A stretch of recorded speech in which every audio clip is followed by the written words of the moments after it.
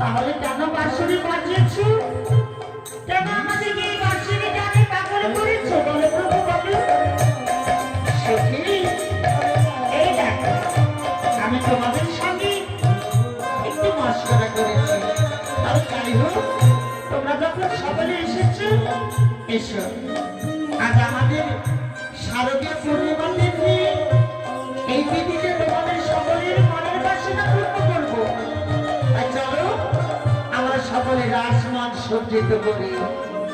তাই আজ গোবিন্দর সঙ্গে সকল সখীরা রাসমান সজ্জিত করে আজ রাসের চাকা ঘুরাচ্ছে।